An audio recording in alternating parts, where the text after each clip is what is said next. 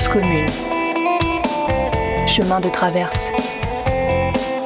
D'autres voies pour imaginer demain.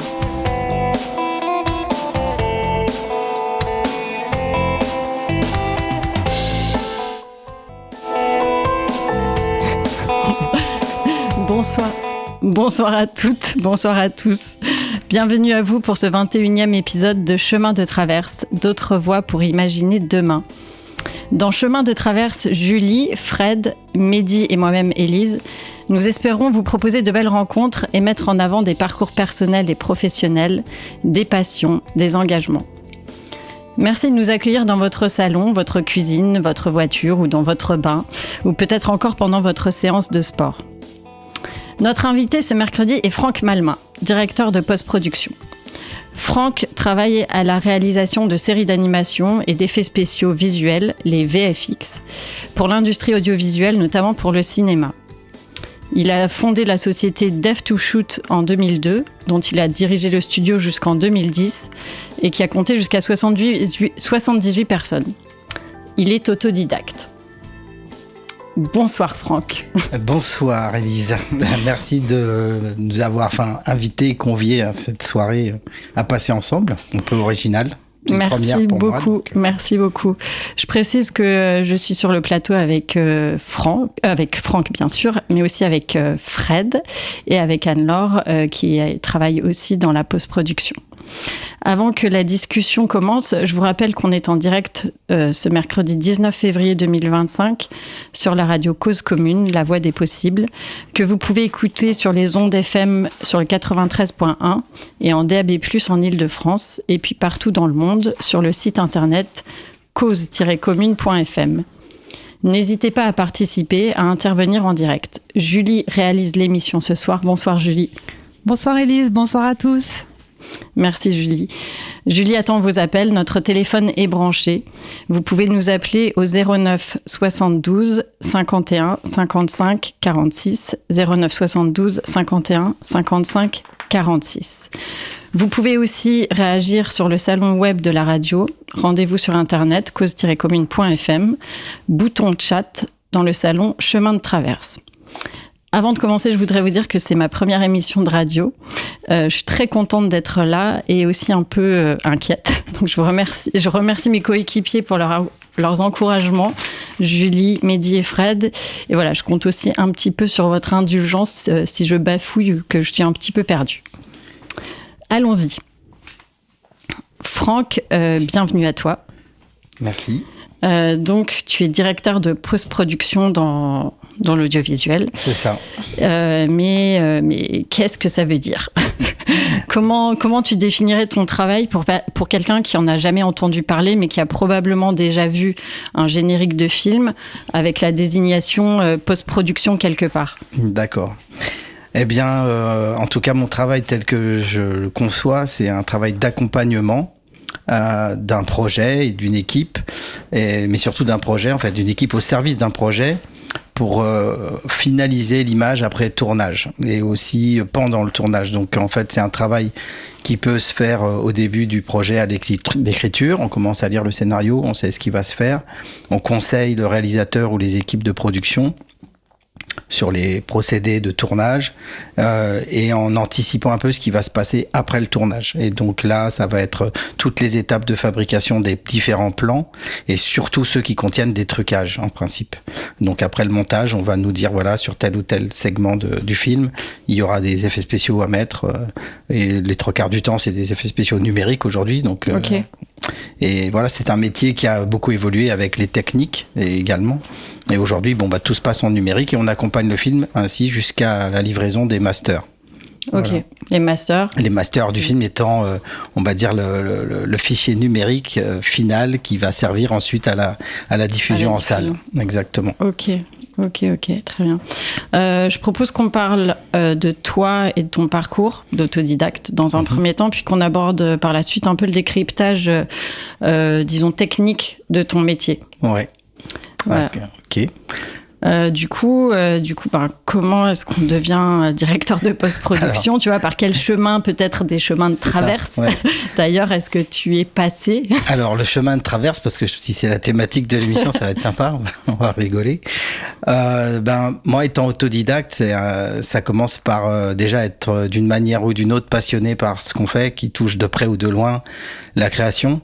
En ce qui me concerne, j'ai démarré très tôt.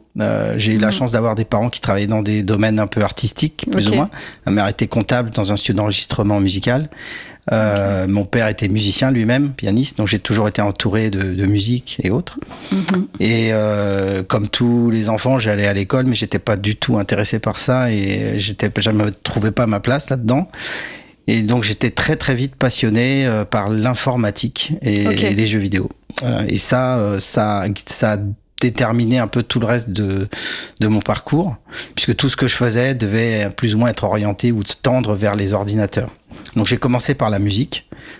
Étant très proche. T'avais quel âge pour faire une idée? Pour se faire une idée, en fait, à l'époque, je sais pas si c'est encore comme ça aujourd'hui, mais en gros, après la 3e, je suis rentré dans un lycée technique. J'habitais en banlieue nord et j'ai fait ma première semaine dans le lycée technique et j'ai vu très vite que non plus c'était pas trop pour moi. Donc j'ai voulu me tendre plus vers l'électronique et là pour le coup il fallait que j'aille à Paris. Donc de banlieue nord j'ai commencé à me trouver un moyen d'aller dans une école à Paris en déplaçant mon propre dossier scolaire dans une autre école. Et là, on m'a dit, mais vous n'avez pas le niveau, vous pouvez pas, c'est compliqué, mais on va vous donner une chance quand même. Et donc, si vous arrivez à avoir des résultats en mathématiques, vous pourrez rester. Donc, c'était les Écluses Saint-Martin, c'était une école électronique. Et j'ai fait ça, et effectivement, la première année, c'était incroyable. J'ai eu des résultats de mathématiques que j'avais jamais eu avant, mais parce que j'avais la sensation de faire quelque chose qui me plaisait. Ouais, t'étais dans un truc qui était probablement concret aussi au sens pratique. C'est ça. Et en fait, ça m'a aussi donné des bases en électronique qui m'ont aussi, et puis une structuration de pensée qui m'a un peu servi ensuite sur l'ingénierie du son. Mais malheureusement, j'étais quand même beaucoup plus passionné par le son et autres. Et donc, j'ai malgré tout commencé à travailler. Donc, je suis même pas allé jusqu'au BEP. Et j'ai très vite travaillé le soir et ensuite les week-ends et même de mon propre chef, en fait, sur tout ce qui était informatique au service de la musique. Et donc, j'ai commencé à faire de l'assistanat en studio, travailler sur des programmations musicales avec mon père et puis des musiciens. Et donc là, c'est l'entrée dans le milieu artistique, entre guillemets, par la musique. Mais surtout accompagné par l'informatique. Et puis, un jour, en ayant fait suffisamment ce genre de travail, je me suis dit, c'est pas mal, mais ça, j'ai l'impression que j'ai pas fait le tour de tout, en fait. Et l'informatique ouvrait des pistes qui étaient encore plus intéressantes au niveau image. C'était le début de Photoshop. Enfin, c'était vraiment même le balbutiement de ça. Et donc, je me suis dit, l'image aussi, c'est complémentaire, ça m'intéresse. Et donc, progressivement, mon intérêt s'est porté vers l'informatique au service de l'image aussi. D'accord, mais ton intérêt, c'était pour je dirais un peu la machine, ou bien t'avais, tu vois, enfin, je sais pas, t'avais une culture de l'audiovisuel ou quelque chose qui t'attirait en particulier pour te détourner de la musique? C'est pas détourné, en fait, c'est complémentaire. C'est-à-dire que tout ce que t'apprends lié à la musique, tu te dis, c'est bien, c'est des fonctionnalités qui sont intéressantes, et puis tu te rends compte que avec l'évolution de la technologie, on est capable de le faire aussi pour l'image. Pour te remettre un peu dans le contexte, à l'époque, dans la musique, on travaillait avec les premiers sampleurs. Donc, on pouvait enregistrer le son, on pouvait manipuler le son, on pouvait faire des boucles, on pouvait déformer. C'était comme une cuisine, et puis tu jouais avec les ingrédients. Donc, pour moi, c'est vraiment une salle de jeu, quoi. Et puis, progressivement, avec les progrès informatiques, on pouvait faire la même chose sur l'image. Et donc là, je me suis dit, en fait, ce que j'aime faire dans la musique, je pourrais tout à fait imaginer le faire pour l'image. Donc, la passion ensuite pour les outils informatiques liés à l'image. Et c'est comme ça, de fil en aiguille, que je me suis dit, où est-ce qu'on fait le traitement de l'image? Et donc là, j'ai commencé à regarder, mais j'ai compris que c'était dans des entreprises qui faisaient des effets spéciaux. C'était là où il y avait le plus, on va dire, les jeux vidéo. En fait, à l'époque, il y avait surtout les jeux vidéo et les sociétés d'effets spéciaux. D'accord. C'était un peu particulier parce que dans les jeux vidéo, on pouvait encore travailler sur des ordinateurs classiques, on va dire, mais dans l'image, c'était des ordinateurs qui coûtaient très très cher et ça, on pouvait pas s'en acheter, on pouvait pas y accéder, il fallait... Ouais, c'était dans un cadre professionnel avec des entreprises qui ont des moyens pour investir, etc. Exactement. Et en France, il y avait que quelques boîtes un petit peu dans ce domaine-là qui étaient équipées. Et donc là, si je reprends le chemin de traverse, mais c'est très compliqué, je n'arrive pas à le mettre en place. Mais en fait, donc cette passion pour l'image et le jeu vidéo, je me suis dit, si je veux aller vers l'image, le meilleur moyen, c'est d'aller dans le jeu vidéo. Donc je réfléchissais comment je pourrais aller dans le jeu vidéo. Pour aller dans le jeu vidéo, à l'époque, il fallait être soit programmeur, soit... il fallait avoir des diplômes, en tout cas. Et donc, je me suis dit, c'est pas grave, je vais inventer des jeux vidéo. Je vais essayer d'aller les proposer. Et comme je serais à l'origine des jeux vidéo, je serais obligé de travailler dessus, forcément. Ouais, c'est comme ça. Et je raconte ça dans le train de banlieue qui m'emmenait donc à l'école, Icluse Saint-Martin. Donc, j'arrivais gare du Nord. Et puis, hop, je prenais mon train et je racontais ça à un ami dans le train. Et quelqu'un écoute cette conversation. Wow. Et il me tape sur l'épaule et il me donne un nom d'une personne et il me dit, écoute, tu vas appeler cette personne, tu vas lui raconter tout ce que tu viens d'expliquer à ton copain et peut-être qu'il va pouvoir vous aider. Et donc, je rentre chez moi, je dis, c'est qui cette personne ? Je regarde. Et c'est un monsieur qui s'appelle Philippe Turcat. Okay. Et qui avait une société à l'époque qui s'appelait Deis. Et dans cette société, il faisait des images de synthèse pour l'architecture, pour les logos de chaînes. Mais c'était au tout début des effets spéciaux et de la 3D en France, en fait. D'accord. Et c'est-à-dire, c'était en quelle année à peu près, tu peux situer ? C'est très difficile pour moi de faire cet exercice des dates, par contre. C'était le début de M6. Bon, ça va vous dire, c'était les débuts de M6. En fait, je vais vous dire pourquoi je me rappelle de ça, parce que justement, il faisait dans sa boîte les petits logos. À l'époque, il y avait M6 et les génériques qui tournaient, il y avait des serpents, tout ça, et les logos, ils étaient en 3D. Les logos des chaînes étaient souvent en 3D. La 5, c'était pareil, etc. Et donc, dans leur boîte, ils faisaient ça. Alors moi, je m'étais dit, c'est génial, il faut absolument que j'arrive à travailler avec eux, quoi. D'accord. Fred me souffle que c'était en 1987, c'est ça ? La création de M6. Okay. Parce que là, je vais avoir besoin d'être là-dessus sur les dates. Merci. Voilà. Et donc, ce monsieur Philippe Turcat, et en plus, si je vous raconte l'anecdote, vas-y. Parce que c'est assez incroyable. Donc, moi, j'avais que le nom Philippe Turcat. Il fallait que je trouve que je rentre chez moi. À l'époque, il n'y avait pas Internet. Il y avait le Minitel et encore. Non, il y avait les bottins. Il y avait un Minitel, mais bon. Et donc, je cherche dans mon bottin et je trouve un numéro. J'appelle sur le numéro et le numéro, c'est un fax. Alors, ça sonne dans la boîte. Et là, un fax. J'ai appelé, puis quelqu'un a décroché le fax. Waouh. Et c'était une amie, Virginie Guillemino, qui est devenue une amie maintenant, mais qui était stagiaire. Elle était docteur en images de synthèse, cette fille. Ah ouais, c'était pas fréquent comme. Voilà. Et elle décroche le téléphone et elle dit, ah Philippe, il y a un gamin qui essaye de te parler dans le fax et qui voudrait prendre rendez-vous avec toi. Et à l'époque, j'avais même pas le droit de travailler. Oui, j'imagine. Voilà, c'était un peu particulier. Et il a répondu à cette demande et il nous a reçus. Alors moi, en plus, j'avais déjà commencé à mettre une équipe en place. C'est vrai qu'on est j'ai toujours été assez actif à fédérer des gens autour des projets. Et je lui ai dit, moi, je veux absolument faire des jeux vidéo, mais il nous faut du matériel, il nous faudrait des machines. Et il m'a dit, écoutez, je vous laisse les machines le soir, vous venez travailler, faites ce que vous voulez. La salle de jeu. Voilà, la salle de jeu. Alors là, pour moi, c'était vraiment génial, quoi. Et donc, j'ai commencé, on va dire, dans l'image par cette structure. Cette structure et les jeux vidéo. C'est ça. Et j'étais avec Michel Baquet à l'époque, elle avait fait des jeux phénoménaux que certains auditeurs, s'ils ont un certain âge, se rappelleront. C'est quelqu'un qui avait travaillé, par exemple, sur des jeux vidéo comme Ivanhoe ou Adidas Beach Volley. Je sais pas si on peut dire des noms de marques, des choses comme ça, mais enfin, c'était vraiment l'ère du jeu vidéo, les tout débuts, quoi. Dans une boîte qui s'appelait Delphine Software. Ok. Et donc, on était 3-4 comme ça, et on essayait de développer des histoires et avec eux, autour d'eux, en fait, moi, j'étais toujours intéressé par la technique, mais pour faire des jeux vidéo, il fallait s'entourer d'artistes. Bien sûr, ouais. Et Michel Baquet, par exemple, qui est quelqu'un d'extraordinaire, c'est une fille qui dessinait à la souris. À l'époque, il n'y avait pas de tablette, tout ça. Elle dessinait à la souris et elle faisait des animations de personnages à la souris. Et elle était sortie première de promo des Gobelins, l'école des Gobelins. Okay. Et elle m'a appris, en échange, en discutant, etc., des choses importantes liées au dessin, à l'animation, au timing, etc.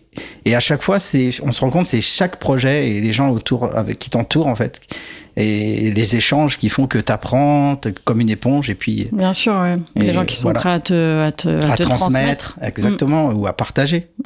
Donc, et il y en avait un autre, je me rappelle, Eli Jama, qui lui était un jeune gars incroyable qui faisait des articles dans un magazine qui s'appelait ST Magazine, pour les Atari ST, et il écrivait des articles sur les ray tracers. Pour les gens qui nous écoutent, un ray tracer, qu'est-ce que c'est que ça? Quand vous regardez aujourd'hui de l'image de synthèse en 3D, les images résultent d'un calcul mathématique. En fait, c'est le résultat d'équations mathématiques qui créent les images. Et à l'époque, les ordinateurs, il fallait programmer son moteur de rendu, ce qu'on appelle, pour rendre les images. Et lui, il faisait des articles dans un magazine pour expliquer aux gens passionnés comment fonctionnaient les moteurs de rendu, comment il fallait programmer les moteurs de rendu. Comment faire ça chez soi. Exactement. Et moi, j'étais passionné, je lisais ce truc.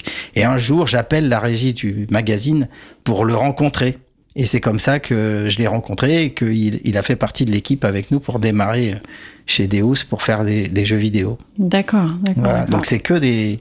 En fait, c'est aussi dans le chemin de traverse, en l'occurrence, qu'il faut faire, je pense souvent, en tout cas moi ça m'a réussi, c'est de pas avoir peur d'appeler les gens, d'essayer de contacter les gens. Surtout d'être spontané. Surtout quand on est autodidacte. Moi, j'avais pas d'autre choix. C'était soit je n'allais pas leur dire je suis docteur en je sais pas quoi. Donc ça marchait pas. Mais j'ai eu cette chance en tout cas. C'est probablement une chance, mais qui est suscitée par ta personnalité. Sûrement. Et puis la SNCF, en ce cas, je leur vois beaucoup aussi.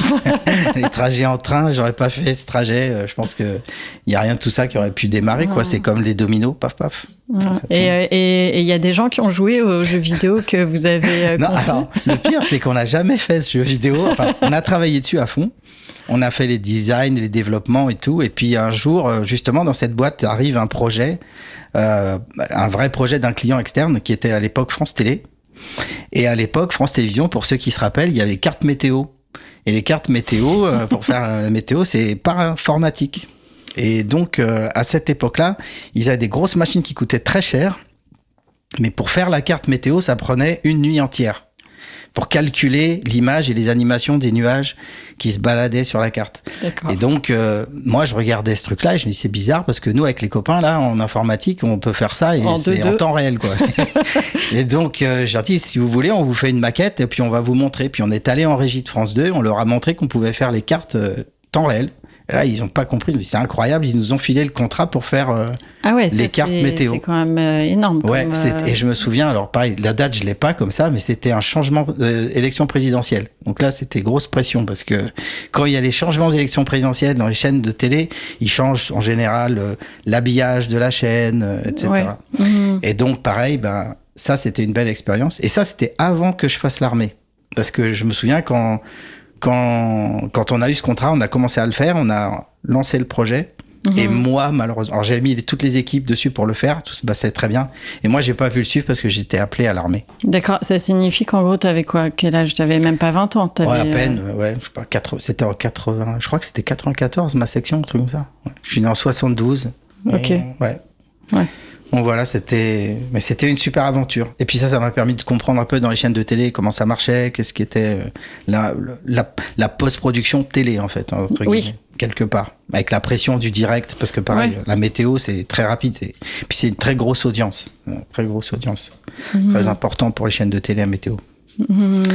Et donc voilà, donc ça c'est un petit peu les débuts, la première phase, avant l'armée. Voilà, avant l'armée, exactement. Et puis donc chez DIS et Deus, c'était deux sociétés jumelles, il y avait toutes ces belles machines et puis on pouvait travailler dessus. D'accord. Et c'est comme ça que j'ai appris un peu la 3D, j'ai appris les moteurs de rendu, la programmation, que je me suis fait mes premiers amis que j'ai encore aujourd'hui dans le domaine en fait. Ouais, que voilà. tu t'es outillé, tu as développé cette culture. Et Philippe Turcas, on l'appelle avec Virginie, c'est notre papa spirituel. D'accord. Maintenant, il est en Corse, mais il a arrêté des images. Il faudra qu'il revienne nous voir. D'accord. Ouais. Ok, super. Je crois qu'on avait déjà un petit peu parlé, mais il me semble que à un moment donné, tu as fait un retour à la musique. Tu m'avais parlé d'un logiciel Exactement. Ouais, c'est vrai. De DJ. Pas très loin après cette date-là, quoi. Un retour d'armée, justement. En fait, il se passait toujours dans les technologies qui évoluent comme ça. Il y a des nouveaux ordinateurs qui sortaient. Et c'était des Français qui avaient développé ça à l'époque. Et moi, je me suis dit, tiens, qu'est-ce que j'aimerais faire, un truc pour faire des DJ et tout. Et puis c'est marrant que c'était pour les radios aussi. Parce qu'à l'époque, le MP3 n'était pas encore sorti, les compressions de fichiers audio n'existaient pas encore. Et on avait, avec nos amis programmeurs, on s'était dit, tiens, on va faire un format de compression de fichiers audio. Donc ça voulait dire que vous enregistrez votre son, le son qui est écrit sur votre ordinateur, il est compressé pour être le plus petit possible, mais en gardant la qualité audio sonore, entre guillemets. D'accord. Donc on avait un peu inventé une sorte de MP3, le format de compression audio. Mais surtout, l'avantage, c'est qu'il pouvait se lire à l'endroit et à l'envers. En temps réel. Et c'est quoi l'intérêt de ça? L'intérêt, c'est qu'à l'époque, on pouvait scratcher des fichiers audio numériques. D'accord. Et ça n'existait pas non plus. Et après, je me suis dit, on va faire avec les trackpads. Alors, les trackpads, c'était les petites interfaces sur les portables. Aujourd'hui, vous avez tout ça devant là pour le petit carré qui est devant l'ordinateur où vous pouvez bouger la souris.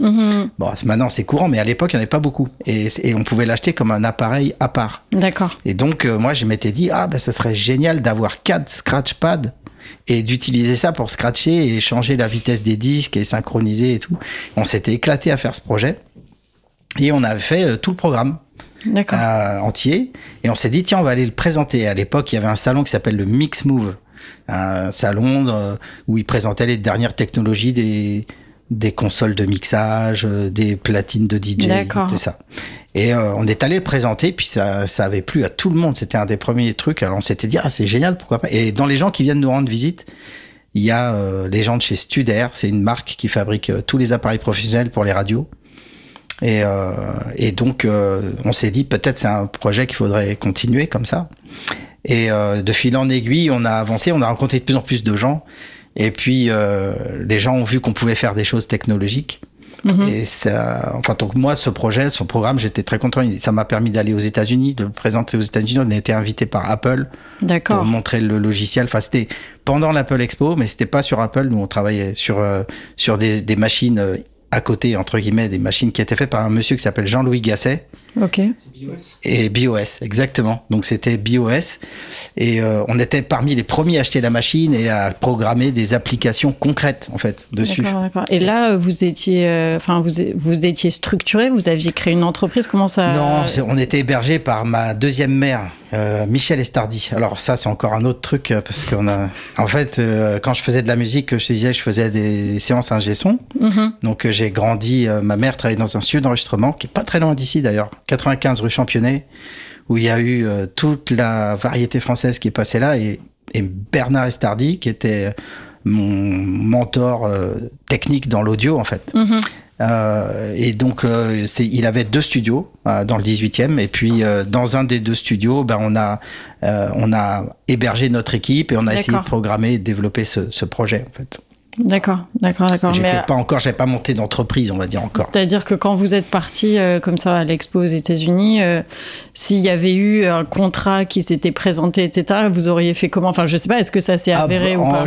En fait, ça intéressait les gens de BOS à l'époque c'était beaucoup de développeurs indépendants, des gens qui bricolaient dans leur coin. Et nous, on était peut-être la seule équipe, on va dire, autour d'un programme. Et on a rencontré les gens de Steinberg qui faisaient Cubase et tout ça, tous les logiciels professionnels d'audio. De son. Ouais, de son. Je pense que ça serait, au mieux, ils nous auraient acheté le logiciel ou quelque chose comme ça. Mais bon, moi, dans ma tête, j'ai jamais eu envie de me vendre à quelqu'un. Et donc, j'ai toujours... Et puis, il y avait, dans mon esprit, c'était pas pour devenir millionnaire. C'était plus pour la performance de faire le programme, le produit. Et puis après, je savais aussi que quelque part, à un moment donné, les jeux vidéo ou l'image, tout ça, ça allait me rattraper, ouais, c'est sûr. C'est sûr. Et puis après, ça m'a rattrapé. Ouais, ça m'a rattrapé. Ça t'a rattrapé comment? Michel Baquet, qui travaille avec nous, donc toujours, avait été approchée, comme elle était major promo, puis elle dessinait vraiment super bien. Elle a été approchée par la boîte qui s'appelle Dubois. Et alors Dubois, pour ceux qui connaissent pas, c'est un groupe, ça s'appelle Durand, Dubois, Dusson. C'était un des premiers gros studios français qui à l'époque travaillait avec Jean-Paul Goude. Il faisait tous les premiers vidéoclips, très artistique en fait. Et à l'époque, il devait faire un film avec Michel Blanc, ça s'appelait Grosse Fatigue. Ouais. Et puis et dessus, enfin dans ce film-là, il y avait des séquences à dessiner aussi. Puis enfin, il y avait des séquences de jeux vidéo à développer. En fait. D'accord. Et Michel avait été embauché par Dubois pour faire ça. Ok. Et bon, elle savait les dessiner, mais après, s'il fallait faire le jeu, derrière, il fallait qu'elle emmène toute l'équipe. Et c'est comme ça qu'elle m'a dit, Franck, tu veux pas aller négocier pour nous le projet? Et donc, je suis allé, j'ai rencontré Bernard Maltaverne, qui était le grand patron de tout le groupe. Parce que t'avais les épaules pour négocier, quoi. Bon, je sais pas, j'avais le bagou, puis ils se sont dit, on va l'envoyer au feu, ça sera mieux. C'est le truc que personne ne se sent capable trop de faire, peut-être. Trop de faire, aussi, ouais, voilà. Mais on y est allé, puis on a négocié. Et en fait, à cette époque-là, il y avait un monsieur aussi qui s'appelait Pitoff, directeur des effets spéciaux là-bas. Ok. Et puis c'était des gros films, hein. C'était La Gaumont, il y avait plein de belles choses. Et il sortait un film qu'on a, nous, adoré. C'est pour ça aussi qu'on y est allé, parce qu'il venait de finir La Cité des Enfants Perdus. Ok. Un film magnifique, et tout ça. Et nous, on s'est dit, c'est génial. Si on arrive à leur faire des jeux vidéo, ça va être top. Donc on y est allé, on a essayé. Et là, j'ai parlé avec eux, donc eux ils avaient le besoin du jeu pour le film, mais nous dans notre tête on s'est dit on va rentrer là puis on va leur faire les jeux qu'on a envie de faire. Ouais. Et après on s'est rendu compte au bout d'un certain temps que bon, alors là j'ai appris beaucoup de choses en étant là-bas malgré tout pendant qu'on développait ça, puis j'ai rencontré aussi des gens qui deviendront des associés plus tard. Et puis j'ai appris beaucoup de choses sur les ordinateurs qu'on pouvait pas se payer chez nous et qui étaient tous là-bas, et sur les logiciels professionnels, sur le trucage, de la publicité. Mais par contre j'ai aussi appris que le jeu vidéo et la musique et le cinéma à l'époque c'était vraiment deux entités séparées. Ouais. Qui étaient cloisonnées. Ouais. Et j'ai pas réussi à leur expliquer que ça allait être un enjeu important d'avenir. J'ai essayé pourtant. Plus tard. Voilà. Mais à l'époque c'est vrai qu'ils avaient de tellement gros contrats qu'ils pouvaient pas voir ça comme ça. Oui, c'est-à-dire ils avaient des opportunités qui leur permettaient de pas trop regarder ailleurs. Tout à fait. Ils allaient faire Alien 4. Donc ils se sont dit ça c'est génial et tout. Puis moi je leur ai expliqué non mais faut aller voir le salon du jeu vidéo, vous allez voir c'est un truc de fou, c'est l'avenir et tout. Mais bon c'était pas leur priorité. C'était pas possible voilà. Et donc au bout d'un moment j'ai dit tant pis. Et puis il se trouve que donc j'ai quand même appris plein de choses, j'ai retrouvé des amis qui travaillaient là-bas etc. Et au même moment commençait à se tramer un projet de long métrage. Qui allait se faire en France et qui était le premier film d'animation 3D. Ok. Et en plus, c'était porté par une équipe d'anciens développeurs de jeux vidéo. Et qui avait fait un jeu. Là, c'était l'endroit où tu devais être. Ah, voilà. Et il se trouve que la Virginie qui avait répondu dans le fax, elle était assistante réelle sur ce film. D'accord. Et le producteur, qui s'appelle Denis Friedman, c'est quelqu'un que j'avais interviewé quand je suis parti aux États-Unis présenter mon logiciel de mixage, etc. Et qui lui était, il a un parcours incroyable. Enfin, c'était un des gars qui a lancé la PlayStation. Il était patron d'Atari avant, etc. Donc c'est un bon filou aussi. Et je me suis dit là il y a une belle équipe, faut faire quelque chose. Et ils avaient commencé à travailler déjà sur le projet depuis un certain temps, avec une approche très jeu vidéo. Ça veut dire que quand vous jouez à un jeu vidéo, on est obligé de tout construire, puisqu'on ne sait pas où le joueur va se balader. Ouais. Et eux, le décor, tout quoi. Mais eux, ils allaient fabriquer un film. Et donc là, pour le coup, moi, j'ai assez vite vu que, en fait, non, il aurait fallu simplement fabriquer que ce qui est utile et que ce qui est dans la caméra. Mais il y avait malgré tout dans les contrats le fait de faire le jeu du film. C'était super compliqué. Donc pourquoi pas, malgré tout, réutiliser les mêmes assets, ou ce qu'on appelle les assets, c'est les mêmes fichiers ou les mêmes décors pour le jeu et pour le film. Exploiter les choses dans les deux. Donc c'était hyper avant-gardiste, franchement, à l'époque. Même Toy Story n'était pas sorti, donc on parle d'un truc de l'espace. Et le film s'appelle s'appelle Kaina, la prophétie. D'accord. Et c'est un film en plus, c'est un film qui a pas trop marché, malheureusement, mais qui était assez intéressant je trouve dans le scénario, dans l'idée quoi. Et puis c'était assez avant-gardiste. C'était une innovation. C'était Avatar, j'exagère, mais c'est pas loin. C'était Avatar avant Avatar, de toute façon. Mais ouais. Et donc Virginie me dit on va chercher un directeur technique pour le studio.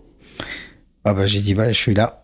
Et présent. Okay. Et on a commencé à travailler sur le film assez vite. D'accord. Voilà. Et en fait, dans tout ce que tu viens de présenter, etc., tu gagnais ta vie comment, en fait? Parce que tu as fait plein de... J'ai vraiment commencé à la gagner sur ce film-là. Ouais, c'est ce que c'est le premier, pour le coup, c'est le premier projet sur lequel et le producteur et l'assistante de production Virginie était déjà convaincue de mes capacités et n'était pas à les discuter ou autre. Et en plus, ils m'ont donné carte blanche pour techniquement mettre en place les outils que je voulais. Oui, tu avais autorité sur la question technique. Voilà, exactement. Et là, vraiment, c'était génial. Pour moi, c'était une très belle période. C'est là où j'ai rencontré les plus belles personnes artistiques de ma vie, quoi. Et on est tous encore plus ou moins en contact les uns les autres. D'accord. Et on s'est suivis assez longtemps, quoi. Donc, je suis resté à travailler là-dessus, je pense, pendant 2 ans. Ah oui, c'est un projet qui a duré longtemps. Ouais, c'est c'est un long métrage, premier long métrage. À l'époque, ça calculait. Avec de l'animation. Ouais, c'était très, très, très dur. Et malheureusement, ce film, juste avant la fin, il a connu, et ça aussi, c'est intéressant quand on voit Chemin de traverse, c'est que tant que c'est pas fini, c'est pas fini. Donc, rien n'est assuré. Voilà, exactement. Et il se trouve que 2 mois avant de finir le film, il y a le 11 septembre 2001, bam. Et qui a bouleversé qui a tout bouleversé parce que le studio dans lequel on était tous réunis ne faisait que ce film. Donc on était payé pour fabriquer le film. D'accord. Et c'était à l'époque les grands investisseurs de ce truc-là. Il y avait, il y avait Orange. Enfin, c'était pas Orange, c'était France Télécom. Ouais, voilà, à l'époque. D'accord. Et Studio Canal. Et quand il y a eu les 2 tours qui sont écroulés, ils ont dit on débranche tout. D'accord. Et on sait pas ce qui va se passer. Et tout. Donc là, la boutique, elle a un peu coulé. Puis les gens, ils pouvaient rien faire. Ils pouvaient pas attendre tous non plus. On était nombreux. Et du coup, le programme, tout le studio a été racheté. On a été passé par une phase complexe. Et là, j'ai appris aussi. Du coup, à cette étape-là, j'ai commencé à apprendre comment ça se passe quand une boîte coule, comment ça se passe. Oui, les aspects, on va dire, économiques de tout ça, quoi. Ouais. Et en plus, on est interviewé par les gens qui viennent évaluer l'entreprise, évaluer les équipes, tout ce que des gens qui traversent des phases compliquées dans les sociétés connaissent. Mais où on doit rendre des comptes et où on est justifier pourquoi on est là, à quoi ça sert. Et c'est comme ça que j'ai rencontré la personne qui finira par devenir plus tard un des premiers associés pour monter ma boîte Dev2Shoot. Ok. Voilà. Super. Bon. Je propose que on fasse une première pause musicale sur ce. Tu m'as indiqué plusieurs morceaux, Franck, et par lesquels tu voudrais qu'on commence maintenant parmi en fait, la Scred Connection, KRS-One. La Scred Connection, en fait, c'est des gens du 18e. C'est important parce que c'est de la musique que j'écoutais. Il faut écouter les textes. Et c'est des choses qui m'ont porté pendant tout le parcours. Et pas que moi, en fait. Je pense beaucoup de gens dans ma même situation ont été beaucoup influencés par ces jeunes qui étaient quasiment à peine plus âgés que nous, mais qui avaient déjà une vision très ferme. Et, voilà. Ok. Je vous laisse écouter. Très bien. Donc, on va écouter Partie de rien par la Scred Connection. On se retrouve dans 4 minutes. Belle soirée à l'écoute de Cause Commune, la voix des possibles.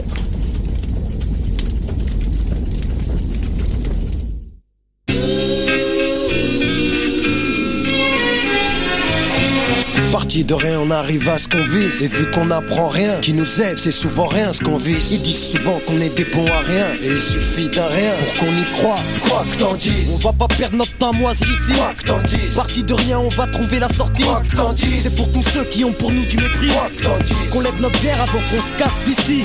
Quoi que t'en dises, ça fait un bout de temps qu'on est parti. Ça fait un bout de temps, pas depuis tout le temps. Le temps c'est cool, temps. On aura du mal à faire ça coolement. Je te parle gentiment, j'attends patiemment. Mais j'ai pas toute la vie. J'attendrai pas que les pigeons me chient dessus. Et même si je suis dessous, j'attendrai pas après le plan d'issue. Pour dire qu'ici on est souvent déçus par la réussite qui pour l'instant nous a mal reçus. Parti de rien, on arrive à ce qu'on vise. On fait notre taf dans ce bise, poseur de bombes sur ce que on sert des leçons acquises. Crache sur le FN et sa convoitise. Paralyse les faux, c'est pas ces cons que nos sons attisent. Parti de rien, on arrive à ce qu'on vise. Et vu qu'on n'apprend rien, qui nous aide, c'est souvent rien ce qu'on vise. Ils disent souvent qu'on est des bons à rien. Et il suffit d'un rien pour qu'on y croit. Quoi que t'en dises, on perd persiste et on lâche pas prise. Quoi que t'en dises. Les 4 saisons même en période de crise. Quoi que t'en dises. Pour l'an 2000 on compte doubler la mise. Quoi que t'en dises. On aime poser sans raconter de bêtises. Quoi que t'en dises. Le rap on s'y attache, souvent on s'y fâche. Mâche pas les mots pour faciliter la tâche. Quoi que t'en dises. On continue sans flamber, on met les choses en place. Et si est foire il reste le plan B. J'pars pas par hasard à part aux grandes occasions. Genre Mercury demande à Caro. On part de rien et on est sous contrat. On veut bien être correct, mais faut pas que les DA la contrat. C'est contre ceux qui nous ralentissent qu'on lance une offensive. Paraît que nos récits sont corrosifs, nocifs. Et alors, qu'est-ce qu'ils vont faire, hein? De toute manière, qu'est-ce qu'ils peuvent faire? Parti de rien, on arrive à ce qu'on vise. Et vu qu'on n'apprend rien, qui nous aide, c'est souvent rien ce qu'on vise. Ils disent souvent qu'on est des bons à rien. Et il suffit d'un rien pour qu'on y croit. Quoi que t'en dises. Ouais, la vie pour nous c'est pas peinard. Quoi que t'en dises. Y'a peu de vernis et peu de peinard. Quoi que t'en dises. Un peu partout c'est le même scénar. Quoi que t'en dises. Y'a que des histoires qui nous ont quémar. Parti de rien, ça fait pas de moi le chien le toutou. La rue j'en reviens, j'aimerais lui faire un dernier coucou. La vie est courte, dangereuse et loin d'être parfaite. Ce quotidien me lasse, mais faut minimum 20 barres par tête. À chaque jour sa peine, à chacun son degré de patience. Rien dans les poches moches, ça veut pas dire que ma vie n'a pas de sens. Décadence, mon malheur, est-il le fruit du hasard? Dans le noir on avance, j'aimerais y voir plus clair dans ce bazar. On se bagarre et on se tape, on se tire dans les pattes et pourtant on pourrait s'entraider un peu partout, c'est pareil tout le temps. Et tout en faisant mon taf, je mets des baffes aux clichés pesants. Les belles paroles on n'y croit pas, tu nous la feras pas car on n'a pas 2 ans. Secrète connexion, c'est des valises plutôt légères. Les paroles vénères, vu que le rap donne envie de bégère. Et de toute manière, on ne recherche pas le luxe et l'extase. L'important pour nous, esquiver la condition d'esclave. De Barbès on vient, avec l'intention de faire notre trou. L'impression qu'avec rien, si on veut, on arrive à tout. On se crête, à 999 plus 1. Coma, Buffa, Monclès, Haroun. Ouais, Besbar, Besbar.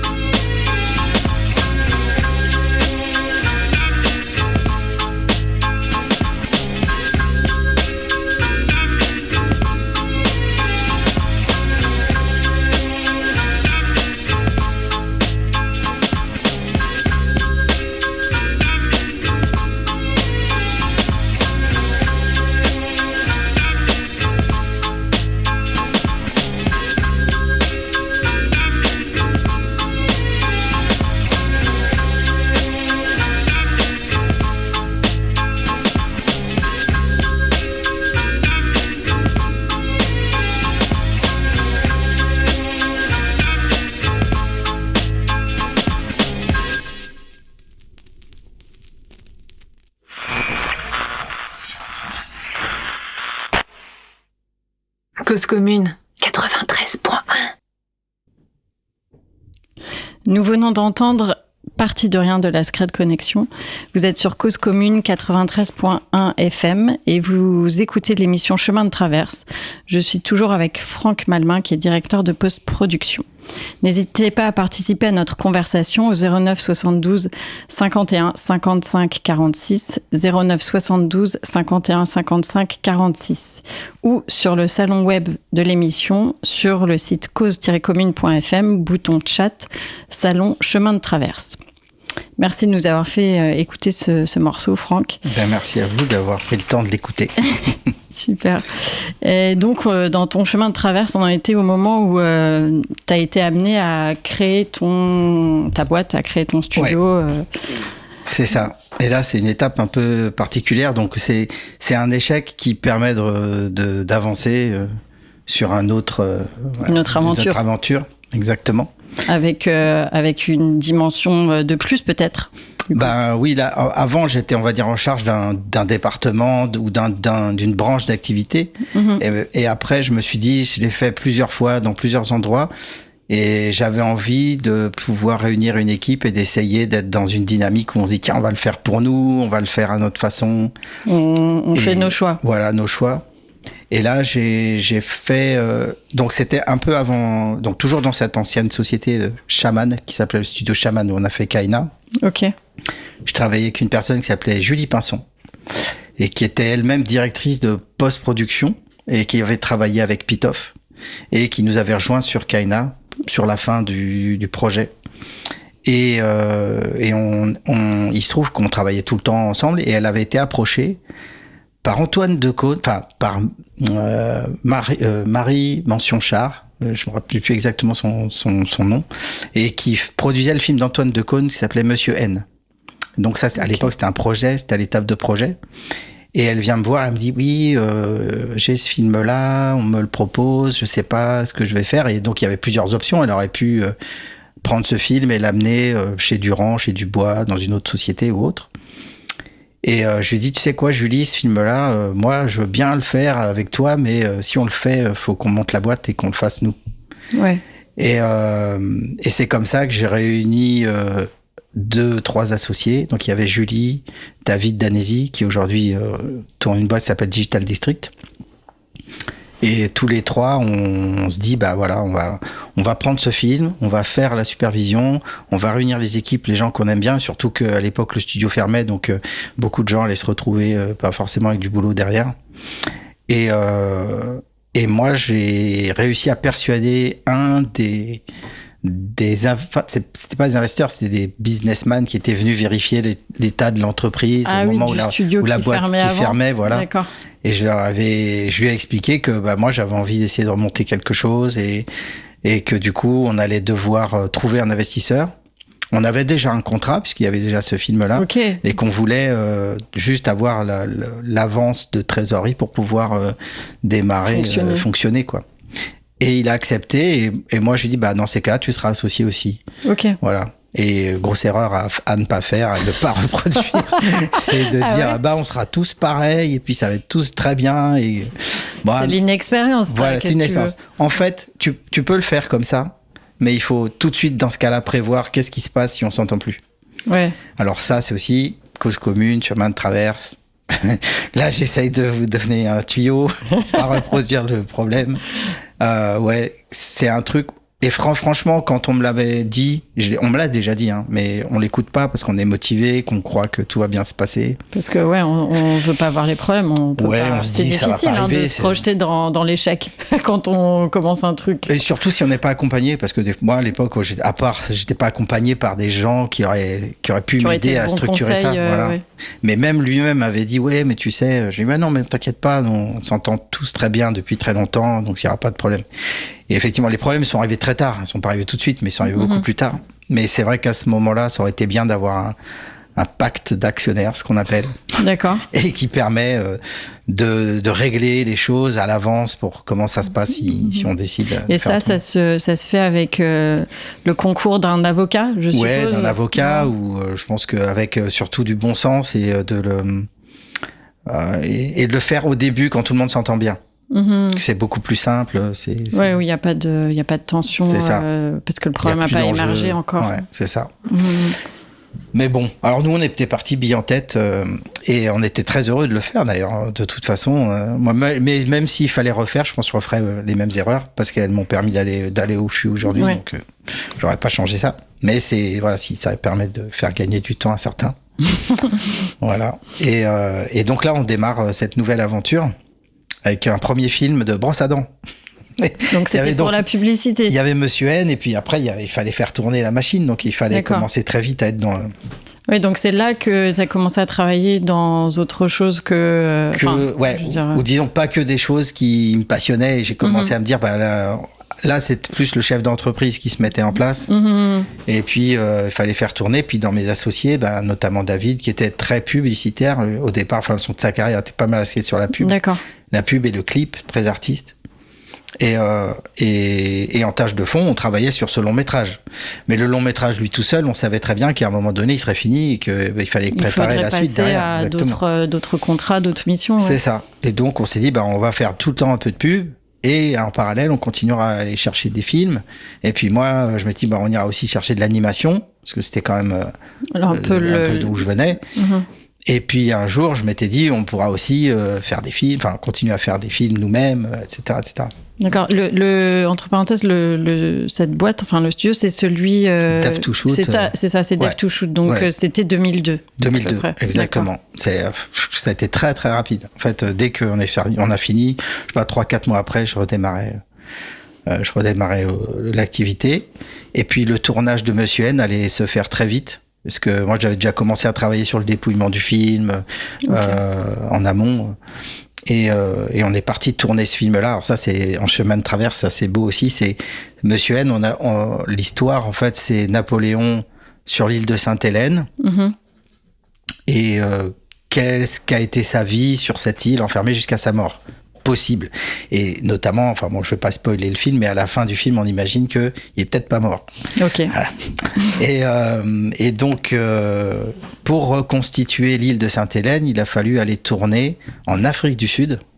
Parce que c'est un endroit où il y a des bonnes équipes de tournage. D'accord. Il y a des décors incroyables. Il y a le bord de mer. Et du coup, on peut imaginer oui, ça ressemble au décor.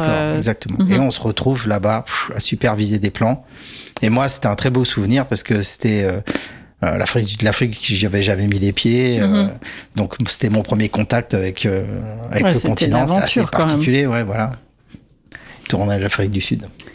Alors, nous avons une question sur le chat. Ok, on s'interrompt un instant pour faire participer les auditeurs. Super. Alors, c'est Isaline qui nous demande... Super beau prénom.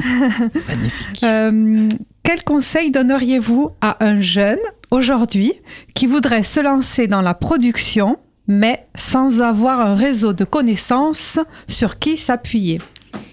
Alors, c'est dans la production... la post-production, peut-être. Enfin, cinématographique ou en général, quoi. C'est peut-être pas précisé. Non, c'est pas précisé. Ok.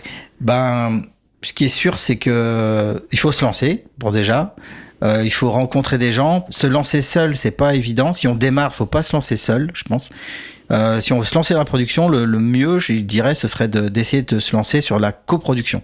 C'est-à-dire trouver quelqu'un qui est déjà producteur et qui potentiellement peut lancer la corde, on s'accroche et on avance avec cette personne-là pour faire un premier projet. Donc on essaie de connaître quelqu'un. Oui. Et lui, c'est déjà quelqu'un d'expérience, professionnel, voilà, et qui serait potentiellement intéressé et par le projet et par le profil de la personne, et donc créer une sorte de connivence pour l'emmener progressivement à faire avancer cette personne. En fait, dans la question, il y a deux choses. C'est soit quelqu'un qui veut se lancer dans la production, mais qui n'a pas de projet, veut juste produire. Mais il y a aussi beaucoup, je sais pas, peut-être derrière cette question, ça peut être quelqu'un qui a un projet et qui a envie de le produire. Et là, c'est un peu différent. C'est une autre configuration. Ouais. Mais ce qui est sûr, c'est que si quelqu'un a envie de faire de la production comme son métier, là, le mieux, c'est d'aller travailler comme assistant de production, d'aller travailler dans une boîte qui produit déjà.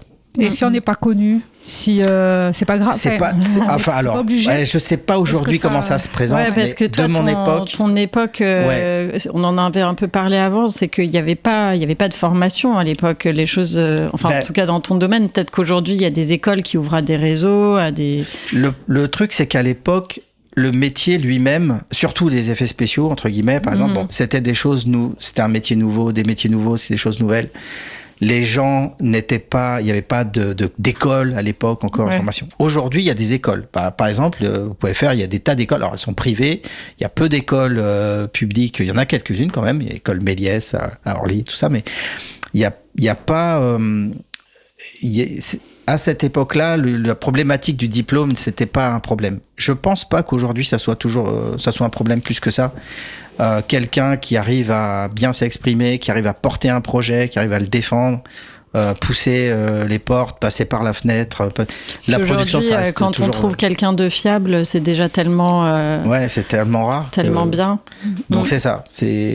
Faut croire en ce qu'on veut faire et avancer à fond, quoi. Je pense que c'est surtout ça le conseil. Oui, il ne faut pas arrêter d'insister, d'aller voir des gens, d'aller les revoir. Exactement. Il ne faut pas lâcher l'affaire. Il faut persévérer. Exactement. Alors, Isaline nous dit qu'elle pense aux jeunes qui veulent se lancer dans la production, mais qui ne sont pas de ce milieu du tout. Oui, c'est ça ce qu'on a bien compris. Oui, on a bien compris. Il faut s'insérer dans le milieu. Il faut, ou alors ramener le milieu à soi. C'est le plus simple. Mais je pense qu'aujourd'hui, c'est faisable, si on y croit. Et essayer mais surtout dans les rencontres, par contre, essayez de vous investir avec des gens. Faites la relation dans les deux sens. C'est-à-dire qu'il faut que la personne croie en vous et il faut que vous ayez confiance à la personne avec qui pour laquelle vous allez vous investir. Par contre, il faut pas avoir peur. Souvent, moi aujourd'hui, j'ai un peu cette sensation-là. Quand on n'est pas du milieu ou quand on n'a pas la formation, ben faut pas s'étonner. Moi, j'ai passé des années sans être payé, mais encore aujourd'hui, je peux même pas dire que je suis zillionnaire, hein. Mais ben, c'est normal, on peut pas tout avoir. Donc on apprend, c'est déjà une richesse d'acquérir le savoir, d'acquérir le réseau, c'est un investissement. Faut investir en soi. Soit on paye une école, donc c'est un investissement aussi. Mais l'école, elle vous garantit pas le réseau, elle vous garantit pas d'y arriver. Par contre, si vous passez du temps mais toujours, c'est pour ça que je dis, il faut le faire dans les deux sens. Il faut caster son coach et que le coach vous caste. Ouais, il faut que les deux parties aient quelque chose à gagner et à donner, en fait. C'est ça. Ouais. Merci Franck. Ouais, merci pour cette question. Merci Isaline pour cette question. J'espère qu'on a répondu, que Franck a bien répondu. Merci beaucoup. Merci beaucoup. Donc, on en était sur le tournage, je crois, en Afrique du Sud. Tournage en Afrique du Sud, grosse expérience, grosse équipe, film en costume d'époque. Donc, c'était vraiment gros tournage. Ah oui, ça devait être un sacré budget comme film non, aussi, pas tant que ça. Parce que faire déplacer des équipes en Afrique du Sud, tout ça. Oui, disons que c'était un gros budget, mais on est loin des budgets qu'on voit aujourd'hui sur des films. Oui, ça de toute façon. Ouais. Mais c'était un gros film ambitieux. Il y avait beaucoup de choses en jeu.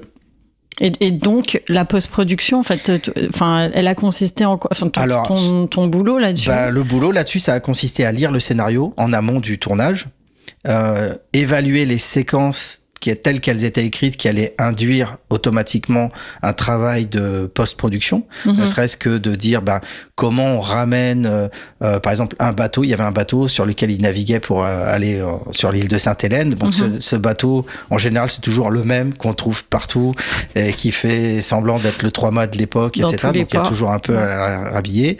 Et puis il va être filmé certainement dans une zone où il peut naviguer, mais au bout de laquelle, à l'horizon, il n'y a pas d'île.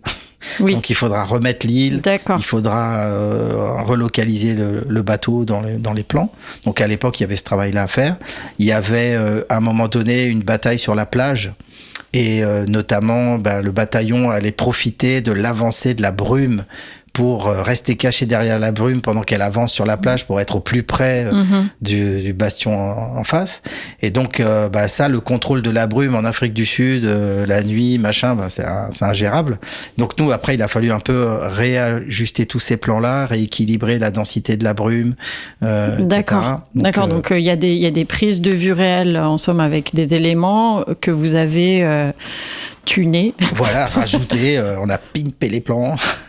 Mais donc il y avait beaucoup de travail de rotoscopie. Ce qu'on appelle la rotoscopie, c'est le détourage des personnages. Okay. Donc une fois qu'on a tourné une scène, il faut détourer les personnages, etc. On reviendra à l'IA, mais qui fait ça tout seul maintenant en 2 clics. Mais à l'époque, c'était pas 2 clics. C'était beaucoup de temps derrière la machine, exactement. C'est des hommes avec de l'expérience pour le faire. Et donc ça, c'était, on va dire, les effets spéciaux classiques, entre guillemets, de mon époque à moi. De l'époque. Ouais. Parce qu'avant ça, il y avait des gens qui le faisaient sur... Oui, parce qu'il y a les effets spéciaux donc, de post-production, puis il y a les effets spéciaux de plateau. Ouais, de plateau. Alors on dit SFX pour les effets spéciaux de plateau. Et effets visuels pour VFX pour la partie ordinateur. D'accord. CG, Computer Graphics. Ok. Ouais. Et donc il y avait ça, on a fait le bateau, on a fait les découvertes d'horizon. Qu'est-ce qu'on a eu fait encore sur ce film? On a fait plein de choses. Le générique, pareil, le générique, il y avait pas mal de travail dessus. D'accord. Peut-être je sais plus trop, comme ça. Ok, de toute façon. Mais en tout cas, voilà, c'était le premier film, et c'est celui qui nous a permis de construire l'équipe, de mettre en place la boîte et de se lancer, et de démarrer. De s'établir. Voilà.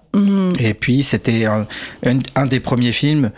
À l'époque, il y avait des grosses boîtes installées à Paris, et puis on était la première boîte un peu autonome, bizarre. Là. C'est qui ces gens d'autodidactes forcenés. Qui ont travaillé sans être payés pendant des années avant. Voilà, mais c'était chouette. Voilà, et ce voyage en Afrique du Sud, moi, j'ai trouvé ça pareil. J'ai appris. Donc pour moi, l'école, elle est tous les jours en fait. Hein. Je continue. J'ai pas quitté chaque projet. C'est une nouvelle expérience, nouvelle personne. Et j'imagine que c'est ça aussi qui te donne le goût à ce que tu fais. Tout à fait. Par exemple, Napoléon, je m'y serais jamais intéressé comme ça tout seul. Donc là, j'ai dû lire, me renseigner, voir comment c'était fait. On a visité tout le son tombeau. Enfin, c'était. Ah oui, vous avez bien fait les choses. Ouais, on a bien fait les choses. C'était vachement intéressant. Là. Donc non, c'est des. Ouais, on a partagé ça aussi avec les équipes. Même avec le réalisateur qui était assez proche de nous. C'était la première fois avec Antoine Decaune, on avait une sur le tournage, après le tournage, avant le tournage, rencontrer des personnalités comme ça aussi, c'était pas tous les jours. Hein. Ouais, j'imagine. Ouais. Ouais, et on le voyait sur une autre facette que le comique. Là, pour le coup, il était très sérieux. Ouais. C'était assez marrant. Ok, super. Et après ce projet-là, ou du moins, pendant combien d'années? Je comprends. Pendant une dizaine d'années, vous avez... Alors, Dev to Shoot, ça a beaucoup évolué. On a commencé avec ce film, on a avancé sur la publicité, on a fait beaucoup de films publicitaires, etc. On a fait un gros film qui s'appelait L'Empire des loups, sur la mafia turque et tout ça, aussi très très compliqué à faire, ce film. Mais très intéressant. On a fait beaucoup d'animations, séries d'animation. D'accord. Voilà, on a travaillé avec Rintaro, un réalisateur japonais. On a fait on a travaillé avec Cédric Clapiche. On a fait sur quoi vous avez travaillé avec l'auberge espagnole. D'accord. Ouais, on a travaillé sur OSS en 17. Ok. Donc là c'était le rythme de croisière, si je peux dire. Un ticket pour l'espace. On a fait plein de trucs. On a fait plein de beaux films. Vraiment. Puis dans une dynamique où c'était super fluide. Enfin, moi, je l'ai vécu comme ça. Je pense que tous les gens qui ont participé à la boîte l'ont vécu comme ça. On est passé de 4 personnes, rue Mandar, à 80 salariés quasiment permanents dans les différents départements. Donc ça. Et puis, ce qui est beau à voir aujourd'hui, c'est que la plupart des gens qu'on a eu sous notre aile pendant ces années-là sont devenus aujourd'hui les gens qui dirigent des studios comme Illumination, Fortiche, Arcane. Voilà, ça s'est développé. Ça a forgé leur.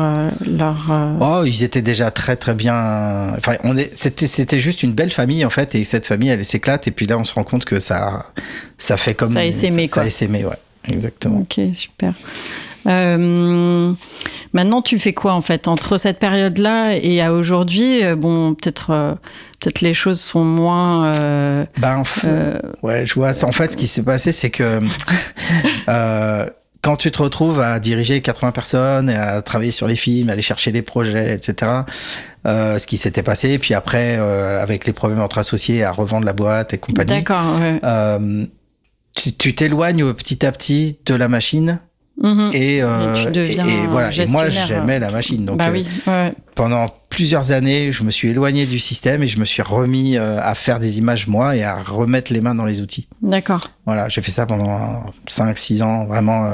Et j'ai remonté la chaîne de production aussi. J'avais envie de savoir ce qu'était l'organisation d'un tournage réel. Donc, faire le casting, trouver le réalisateur. Donc, j'ai fait ça en publicité à l'étranger. D'accord. Beaucoup, ouais. Pour continuer à apprendre, en fait, mais dans la chaîne de fabrication. Donc, un peu comme j'ai fait à l'époque du passage de la musique à l'image. Et moi, je passais des effets spéciaux, du travail post-production, à voir comment c'est quand on produit. Quand on est dès le départ d'un projet. Ouais, et puis quand on est à tenir un plateau de tournage. Parce que souvent, quand on fait la post-production des images après tournage, on se dit pourquoi ils ont pas fait ça, pourquoi ils ont pas fait ci, pourquoi ils ont pas fait comme ça. Puis quand tu te retrouves à le faire vraiment, tu comprends là, que les contraintes de tournage déterminent en fait la post-production en partie. Ouais, en partie. Alors c'est bien d'avoir les deux, d'avoir les deux visions des deux endroits. Et aujourd'hui, donc ça m'a permis de rajouter ça un peu dans mon bagage. Et aussi de continuer à m'améliorer sur les outils, parce que souvent on se dit on laisse les jeunes le refaire, mais en fait après tu perds un peu pied et si t'es pas sur le terrain, je pense que c'est difficile de je sais pas Non, si, tout évolue très vite, et encore de plus en plus vite, c'est ça. À l'époque, ça évoluait pas si vite que ça, mais maintenant, ça évolue très très vite. Donc, si t'as pas les mains tous les jours dans la machine, tu peux plus trop savoir finalement qu'est-ce qui est pertinent ou pas de faire telle ou telle technique sur une image. Donc, j'avais envie de continuer ça, vraiment de pas perdre la main là-dessus. D'accord. Donc, je me suis remis à faire de la 3D, refaire du compositing. Et c'est ce que tu fais maintenant ? Et maintenant, c'est ce que je fais depuis 4 ans là, maintenant. Je retravaille sur les images, mais bon, le naturel revient au galop. Du coup, on m'a confié des films sur lesquels j'ai remonté des équipes pour les faire. D'accord. Et voilà. Donc j'ai l'impression que c'est pas je me rééloigne à nouveau, mais on va dire tu fais des allées et venues. J'essaye de contrôler la pression. En fait.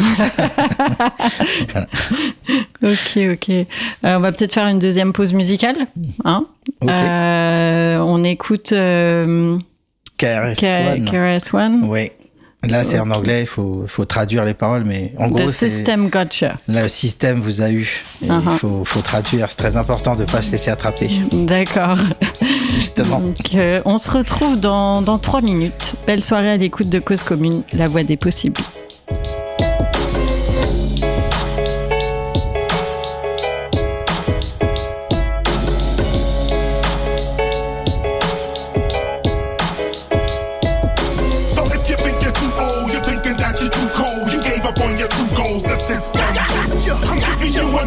You're never ever too old to manifest your true goals or the system. So if you think you're too old, you're thinking that you're too cold. You gave up on your true goals, the system. I'm giving you a new soul. You're never ever too old to manifest your true goals or the system. You never too old to sell a key. So how could you be too old at MC? I'm from where it originated, so get me. Why would I stop what I created even at 60? Shout out to Herc and Cindy. Hip-hop lifts me and never left me. You know what KRS be. Right there where the best be. When I spit it free, I can't help it if that's how God blessed me. So I'm never empty. Writer's block never tempts me. With 20 albums, I mastered this evidently. So I ask you gently. You don't see how to spot me over pop on my classic medley. I can't stop. The people won't let me. I don't talk sexy, but I do come correctly and you can check me. But just don't compare me to the next G. KRS-One. When you get older, you'll respect me. So if you think you're too old, you're thinking that you're too cold. You gave up on your true goals, the system. I'm giving you a new soul. You're never ever too old to manifest your true goals or the system. So if you think you're too old, you're thinking that you're too cold. You gave up on your true goals, the system. I'm giving you a new soul. You're never ever too old to manifest your true goals or the system. Yeah, I keep it moving all over the country, doing underground spots with the ceiling above me. I keep it dark and ugly, microphone crusty. We will be here forever, trust me. I rock the spots that be dusty and banged out. I do house parties, raves and gang hangouts. Others took the same route, we didn't take the main route. You know who they are, I ain't gotta call a name out. They superstars, but in 1986 you ain't know who we are. And notice when I said who we are as opposed to who we were, cause the past and future already occurred, but it was blurred. Time reversal symmetry just occurred. My being is timeless if the future remembers me, and there's no end to me. Word.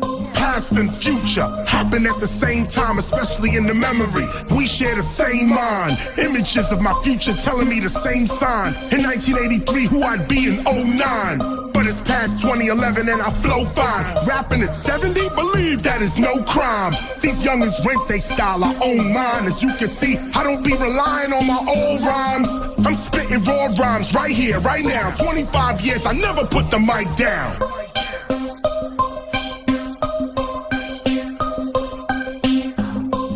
And listen, let me tell you this. We're telling you all of this. Cause Commune 93.1. Nous venons d'entendre The System Gotcha de KRS-One. Vous êtes sur Cause Commune 93.1 FM et vous écoutez l'émission Chemin de Traverse. Je suis toujours avec Franck Malmin, directeur de post-production. N'hésitez pas à participer à notre conversation au 09 72 51 55 46, 09 72 51 55 46 ou sur le salon web dédié à l'émission sur le site causecommune.fm, bouton chat, salon Chemin de Traverse. Du coup, Franck, on en vient peut-être à l'aspect de notre conversation sur la partie technique de ton travail, si tu veux bien, parce que moi, je me dis qu'un film, finalement, c'est un objet qui est familier à tout le monde, je crois, qui est banal, et néanmoins, Je sais pas comment on fabrique ça, tu vois.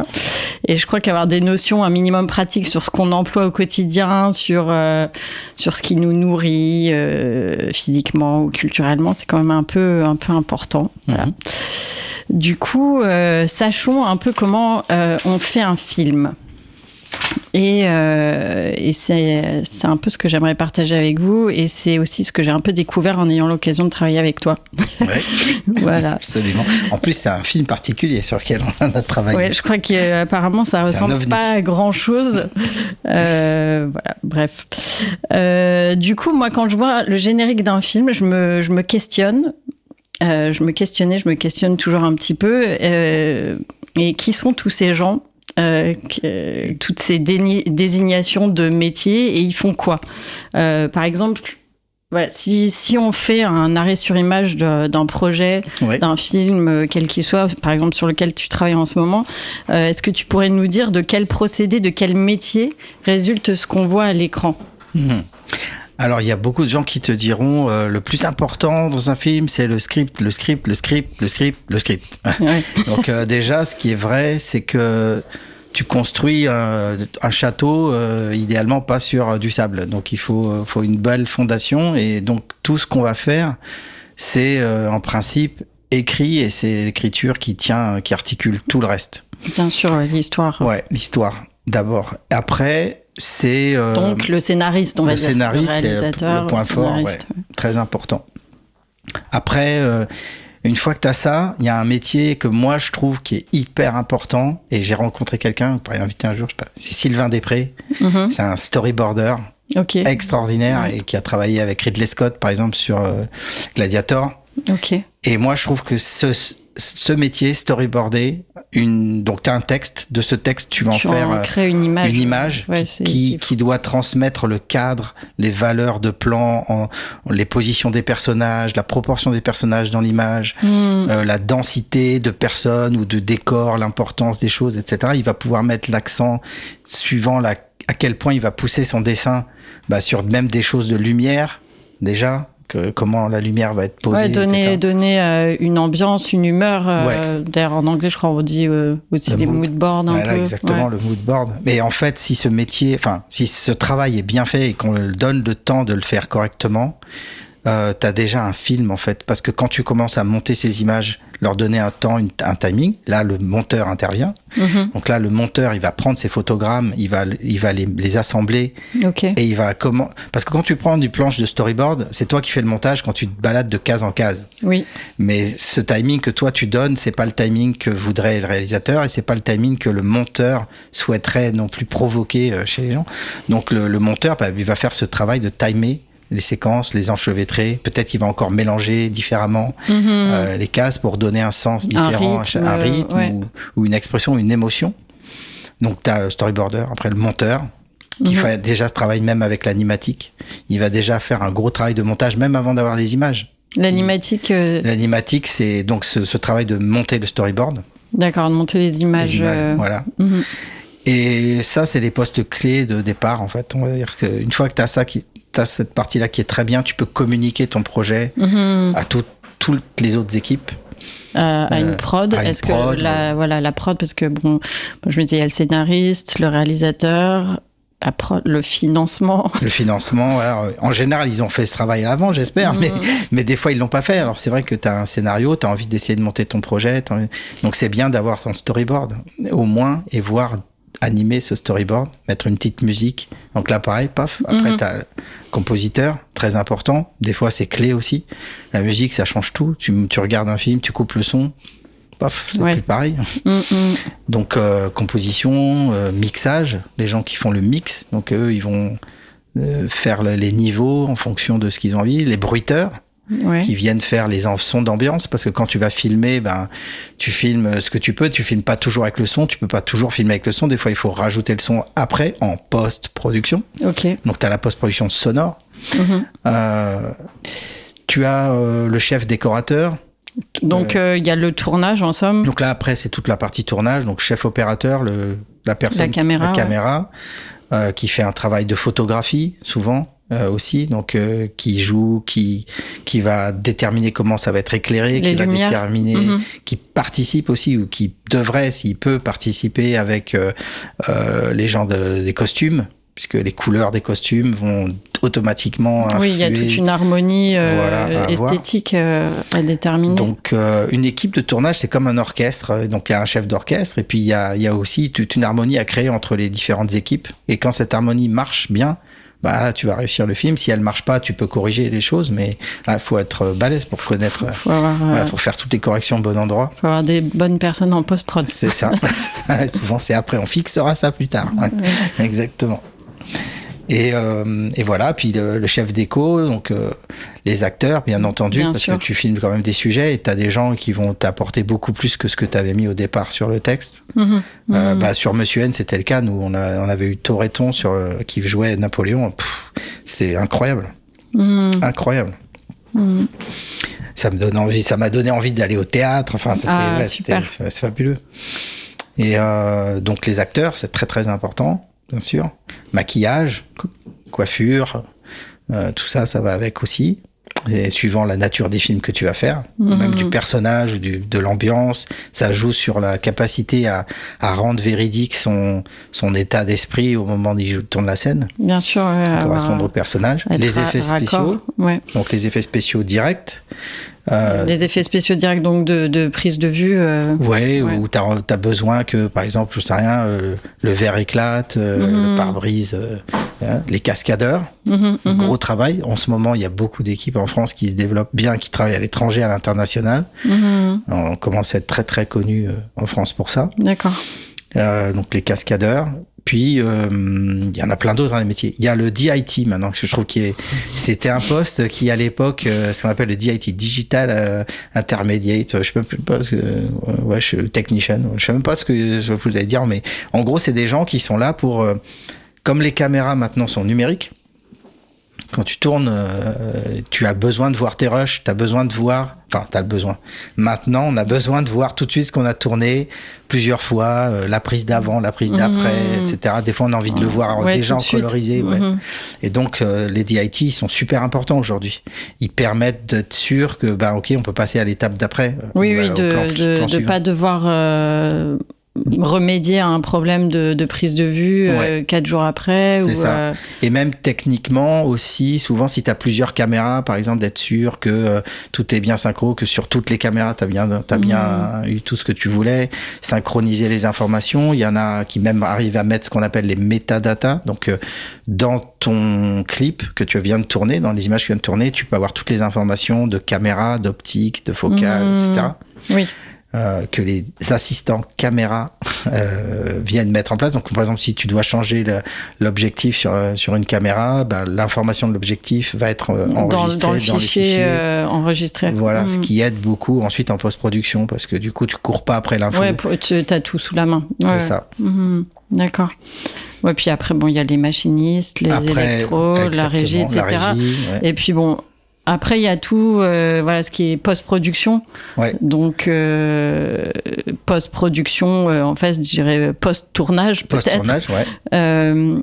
Et donc là, il y a le montage, puis il y a tout le traitement de l'image, et donc ça, c'est ton domaine, vraiment. Ouais. Donc, il y a quoi ? Il y a l'étalonnage. Il y a le montage, on va dire que ça commence par le montage. Donc, on rapatrie tous les rushs. Il va y avoir le montage. Tu as une phase intermédiaire souvent qui est faite en laboratoire. D'accord. Avec des gens qui vont souvent vérifier les rushs. Les rushs sont ce qu'on appelle les rushs, ce sont donc les images qui sont capturées par les caméras. Les caméras, elles capturent des images très haute résolution, qui pèsent très lourd, qui contiennent beaucoup d'informations colorimétriques. Et donc, les laboratoires, on passe souvent par les laboratoires juste après le tournage, pour créer ce qu'on appelle des proxys, donc des fichiers plus allégés, qui sont des copies de la version lourde et qui permettent aux monteurs de travailler sur des machines moins coûteuses ou plus rapidement ou à plusieurs endroits différents. Donc on peut envoyer des copies des rushs à plein d'endroits pour que le travail se fasse. Puis après tout le monde resynchronise tout ça pour remplacer les petites versions d'images par les grosses versions d'images. D'accord. Je simplifie un peu les termes pour que tout le monde comprenne. Donc ça c'est un travail de laboratoire qui est fait. Puis une fois que tout ce travail est fait, ça nous permet, nous, les structures de post-production, de récupérer et les rushs lourds et les rushs légers pour faire ensuite le montage. Sortie du montage, les effets de trucage sur les différents plans. Ouais. Donc souvent, en effet de trucage, pour que le trucage se fasse, il va y avoir une partie qu'on va appeler le tracking 3D. Okay. Souvent, c'est reconstituer. Donc tu tournes une scène. Et toi, t'étais avec la caméra à l'épaule, par exemple, t'as tourné tel plan. Et nous, on va devoir intégrer quelque chose dans l'image. Pour intégrer quelque chose dans l'image, on doit traquer la caméra, retrouver le mouvement de la caméra. Quel était ce mouvement de caméra que tu viens de faire? D'accord. Donc là, on doit traquer. C'est comme des coordonnées dans l'image. En fait, c'est retrouver, c'est ça, retrouver dans un environnement 3D le même mouvement de caméra que tu viens de faire toi au tournage. Oui, d'accord, je comprends. Et donc, une fois qu'on a cette capacité-là, nous, notre caméra 3D, quand on va mettre quelque chose dans notre environnement 3D, et qu'on va regarder à travers la caméra 3D, ça viendra se matcher exactement au même endroit ou à la bonne place par rapport au plan que tu as tourné. Donc ça, c'est une première étape, donc le tracking 3D. Et par exemple, ce qu'on va rajouter, on a besoin que ça soit derrière les personnages. Ouais. Donc là, il va falloir détourer les personnages, ce qu'on appelle la rotoscopie. Ouais. Donc on détourne les personnages pour pouvoir mettre cet élément 3D de décor, par exemple, derrière eux. Et donc, pendant tout le plan, tu fais la rotoscopie, image, et tu nettoies ensuite, tu intègres ensuite les deux éléments. Tu superposes les éléments. Et là, la superposition, c'est le compositing. Voilà. C'est ça, on compose avec différents calques d'une certaine façon pour créer un plan du film. Tout à fait. Et ensuite, une fois que tu as fait ce travail-là de composition, alors avant même de le faire, peut-être l'objet 3D en question qu'on a intégré, il était en étape de maquette, par exemple. Il va y avoir des tas de métiers derrière ça. Donc, tu as la personne qui va modéliser en 3D l'objet que tu es censé intégrer dans la scène. Okay. Une fois qu'il a fait la modélisation, c'est l'équivalent de la sculpture. Il y a quelqu'un qui va passer à la texture. Donc, il va peindre l'objet en question pour qu'il ait une matière qui soit réaliste. Tu as une autre personne qui va l'éclairer. Ok. D'accord. De manière à ce que l'objet ait le même éclairage que ce que tu avais pris sur la prise de vue. Réelle. Exactement. Et donc là, une fois que tu as fait ces trois étapes-là, tu as carrément un objet qui est pratiquement prêt à être intégré. Et là, au compositing, le compeur, il vient faire les petits réglages de détails pour vraiment rendre transparent. Voilà, et que tu saches pas qu'en réalité, on parlait d'Emilia Pérez, dernièrement avec un ami, il y a beaucoup de décors d'Emilia Pérez où en fait, c'est tourné en studio. Et on s'en rend pas compte, on croit qu'ils sont vraiment en Amérique du Sud, et en fait, ils sont pas en Amérique du Sud du tout. D'accord, ouais. Le but, c'est de rendre vraisemblable l'assemblage et l'artifice, quoi. C'est ça. Donc, c'est des effets invisibles. Donc, voilà. Et ensuite, une fois que tu as fait ce travail-là, et que les plans sont tous intégrés, compés correctement, ce qu'on appelle, ils sont réassemblés dans le montage. On fait ce qu'on appelle la conformation. Okay. On va reprendre tous les plans truqués et remplacer ces plans dans la timeline de montage. Et ensuite, on va à l'étalonnage. D'accord. Qu'est-ce que c'est l'étalonnage ? Et donc là, l'étalonnage, c'est un travail photographique. C'est comme si vous faites une correction de photos, une correction de colorimétrique sur les photos, pour donner une ambiance, pour poursuivre le travail qui avait été fait par le chef opérateur au tournage et pour la cohérence entre les séquences, pour changer le mood ou l'ambiance, la façon dont la séquence peut être perçue par le spectateur en travaillant sur la grammaire des couleurs en fait. Et donc là, c'est les étalonneurs qui font ce travail-là en principe. C'est fait vraiment, et après, en parallèle de ça, quand tu commences à être à ces étapes-là, tu as aussi toute la partie musicale, son. Donc, bruitage, le bruit de l'ambiance, le mixage. Et souvent, l'étalonnage final se fait quasiment en même temps que le mix final pour être dans des situations où... Parce que souvent, quand on parle d'une image, on parle de la couleur, est-ce qu'elle est chaude, est-ce qu'elle est froide. Tu as la même chose au moment de la musique, au moment du mix. T'as envie, quelles sont les Bien ficelles sûr, sur qui t'as envie de tirer. Ça communique une sensation, quoi. Voilà, c'est ça, c'est l'idée. Donc voilà, souvent ces deux étapes-là se font un peu en parallèle. Donc c'est à la fin. À la fin. À la fin. Tout à fait. Et à la toute fin, on fait le générique. Ouais, exactement. Parce que si tu peux pas le finir tant que t'as pas tout fini de toute façon, donc t'es obligé de faire ça. Et puis ensuite, on rapatrie tout ça au laboratoire. Ok. Qui vont faire les masters, entre guillemets. Donc D'accord. Maintenant, on appelle ça les DCP, parce que en gros, les films sont mis dans un format spécifique pour que ça soit diffusé en numérique par des vidéoprojecteurs ou des projecteurs dans les salles, des supports avec, de diffusion. avec l'encodage, l'encryption et tout.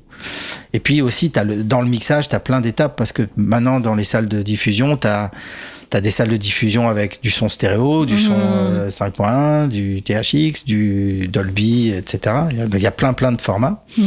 Et même au niveau de l'image, il y a plein de formats qui sont en train d'arriver maintenant, comme même dans les téléviseurs, le HDR, où là, tu vas avoir... avant, on n'avait pas de HDR, maintenant, il y a du HDR. Donc, il y a des films qui font des masters spécifiques pour du HDR. D'accord. Et puis, tu vas avoir les salles, ça, c'est aussi un peu nouveau, les 4DX, où ça va être un nouvel élément supplémentaire, où tu as les fauteuils qui bougent, où tu sens la pluie, la chaleur, je sais plus quoi. Enfin, j'en ai fait quelques-uns comme ça. Mais du coup, quand tu fais un film, un réalisateur qui veut faire un film qui soit perçu dans une salle comme celle-là correctement, en vrai, il faudrait qu'il pense à ça. Bon, je sais pas si ça va perdurer, mais en tout cas, aujourd'hui, il y en a quand même partout un peu dans le monde. Et tu as certains films qui s'y prêtent plus ou moins que d'autres. Bien sûr, ouais. Voilà. Mais en fait, ça fait partie d'un travail aussi, ça, quelque part. Donc, c'est des nouveaux métiers qui n'existaient pas qui vont arriver. Donc, alors, je sais pas s'ils vont mettre des gens ou s'ils vont faire ça par des ordinateurs qui le feront automatiquement. Mais en principe, ça pourrait être dosé de manière subtile. Je vois, ouais. Ok. On a peut-être fait le tour du coup de la fabrication des métiers, en tout cas bon, après bien sûr il y a tout ce qui est communication, commercialisation, distribution, vente du film, et puis in fine la diffusion. Oui. Et souvent ça vient jouer aussi même c'est un élément très important, ça, parce qu'on est en train de faire le film, le vrai, mais au milieu du truc on dit oui mais là tu vois il y a le festival de Cannes, le film il est pas fini mais on aimerait le montrer une version finie. Et puis t'es là en train d'essayer de faire des bouts. Comment on fait Et donc ça joue beaucoup. La partie communication et publicitaire, faut essayer. Si tu peux l'anticiper, c'est bien, mais c'est pas toujours le cas. Et ça vient faire un peu l'embouteillage en général. Ouais. Je vois que le temps passe quand même un peu vite. Et en fait, je voulais aussi te demander. Quels sont tes outils de travail ? Quels sont les rendus types de tes outils ? Quels sont voilà. Et il y a quelqu'un sur le plateau qui a très envie de te poser ce genre de questions, je crois.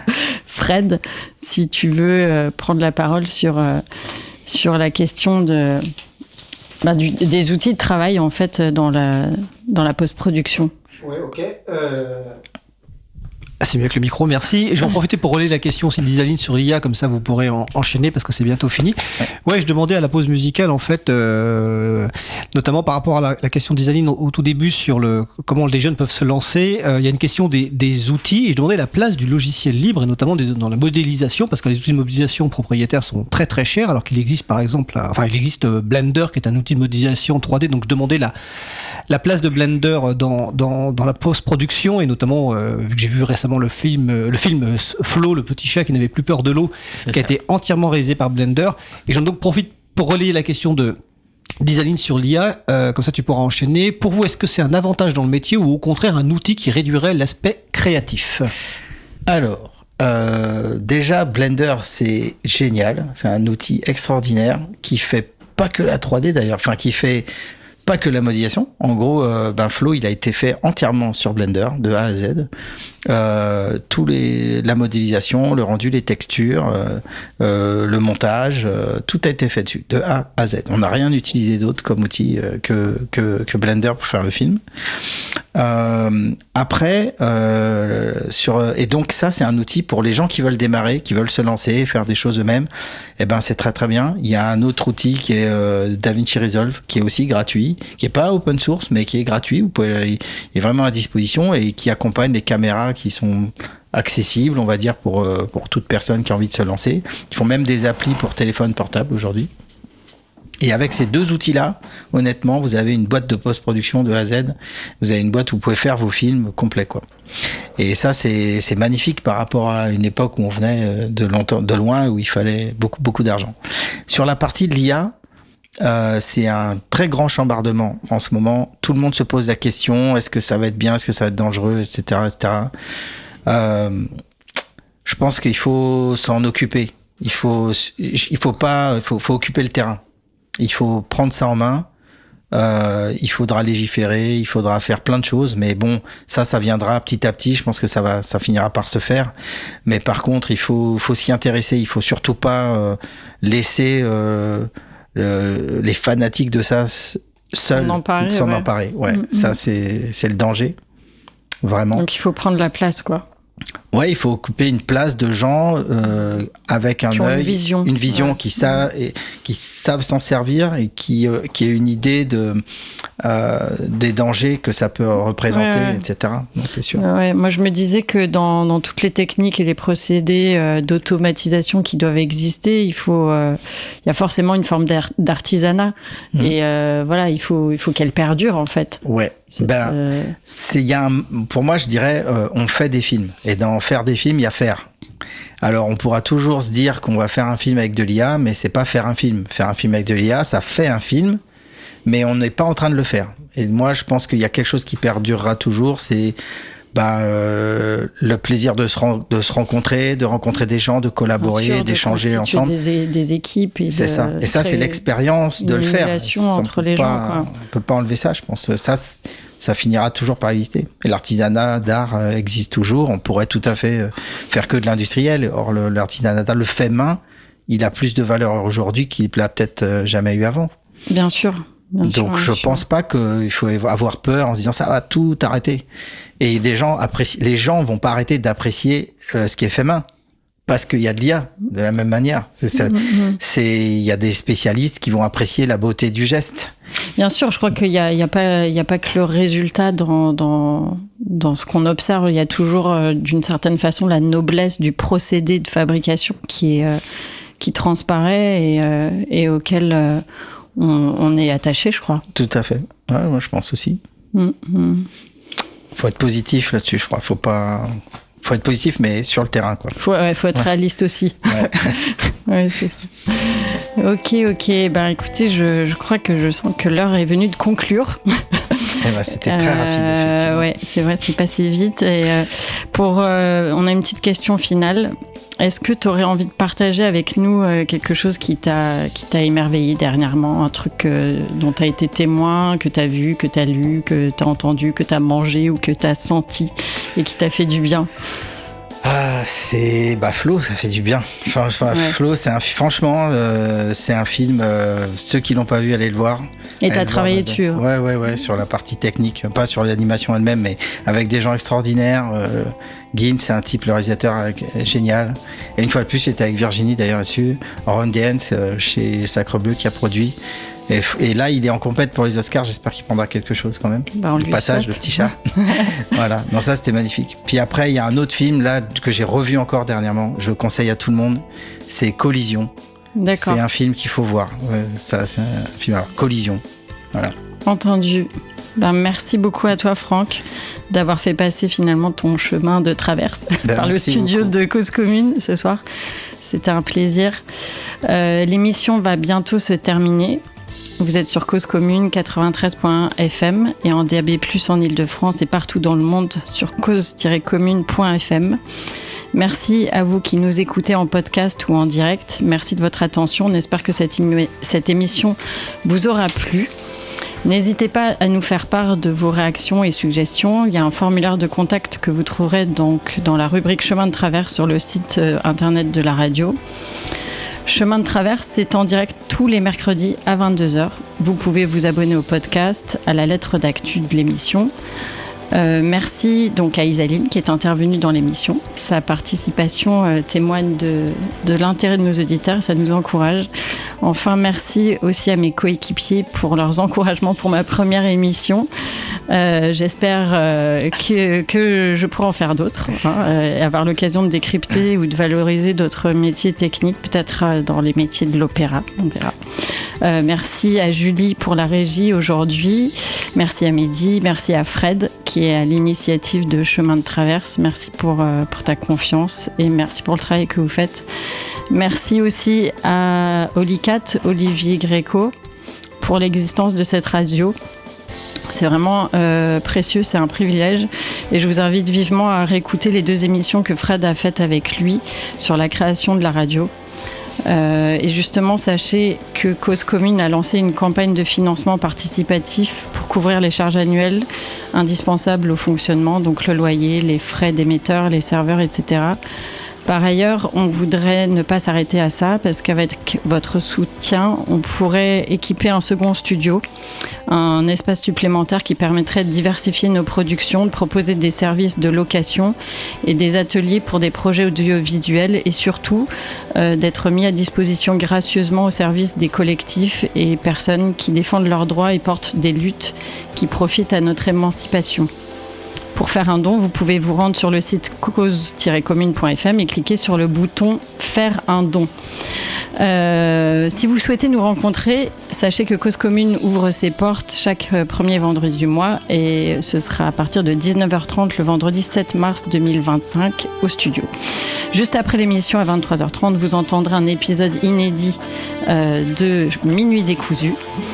La semaine prochaine, Fred recevra Florence Chabanois.